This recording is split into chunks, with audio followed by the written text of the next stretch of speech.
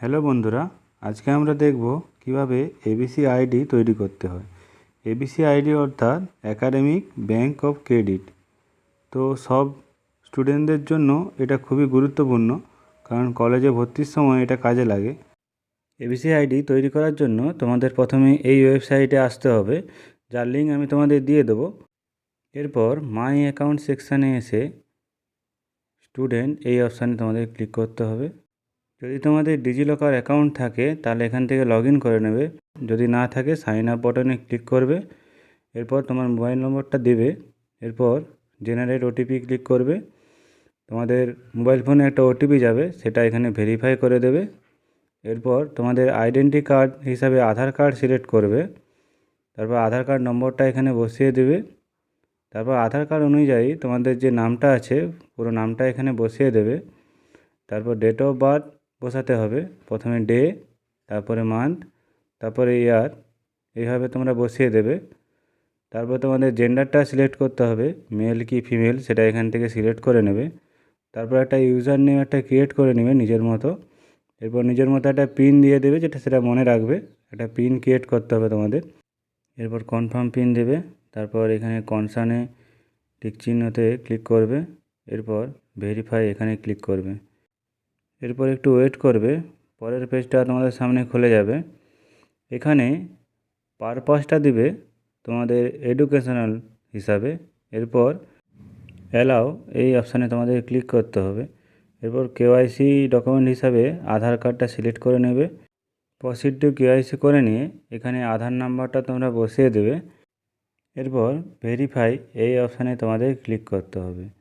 এরপর তোমাদের আধার কার্ডের সঙ্গে যে মোবাইলটা লিঙ্ক আছে সেখানে একটা ওটিপি যাবে, সেই ওটিপিটা এখানে বসিয়ে দিয়ে সাবমিট অপশানে ক্লিক করবে। এরপর একটুক্ষণ ওয়েট করবে। এখানে আইডেন্টিটি টাইপ হিসাবে তোমরা নিউ অ্যাডমিশান এটা সিলেক্ট করবে। এরপর I M a student of তোমাদের যে কলেজের যে নামটা আছে সেটা এখান থেকে খুঁজে নেবে। ঠিকঠাক করে খুঁজে নিয়ে কলেজটা সিলেক্ট করে এখানে তারপরে অ্যাডমিশান ইয়ারটা এখান থেকে সিলেক্ট করে নেবে। যবে তোমরা অ্যাডমিশান নিয়েছো সেটা সিলেক্ট করে এখানে সাবমিটে ক্লিক করবে।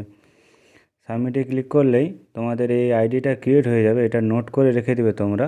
এরপর গো টু ড্যাশবোর্ড এই অপশানে তোমরা ক্লিক করবে। এখানে ক্লিক করলে তোমাদের যে আপার আইডি সেটা তোমাদের যে সেকশানটায় সেখানে ড্যাশবোর্ডে তোমাদের পাঠিয়ে দেবে, কিন্তু এখান থেকে তোমরা এই আইডিটা ডাউনলোড করতে পারবে না। তার জন্য তোমাদের ডিজিলকার অ্যাকাউন্টটা ওপেন করতে হবে। তার জন্য এখানে এসে লগ ইনে ক্লিক করবে।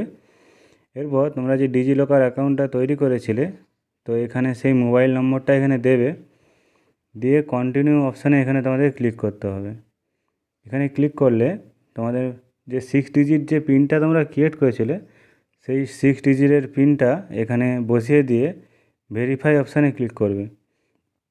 তারপর তোমাদের ফোনে একটা ওটিপি যাবে, সেই ওটিপির ঘরে বসিয়ে দিয়ে ভেরিফাই এই অপশানে ক্লিক করবে। ক্লিক করলে তোমাদের ডিজিলকারের যে ড্যাশবোর্ডটা সেটা খুলে যাবে। তো এখানে তোমাদের সার্চ ডকুমেন্ট এই অপশানে তোমাদের ক্লিক করতে হবে।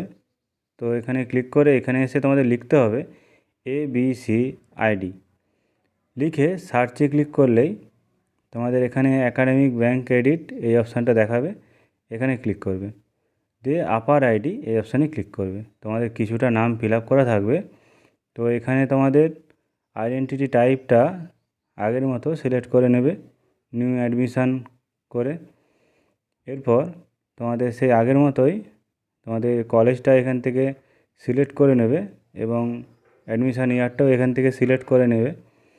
এবং তোমাদের যে আপার আইডিটা আমি লিখে রাখতে বলেছিলাম বা নোট করে রাখতে বলেছিলাম, সেইটার এখানে যে আইডেন্টিটি ভ্যালুটা আছে এখানে তোমাদের সেই আপার আইডি নম্বরটা এখানে বসিয়ে দেবে।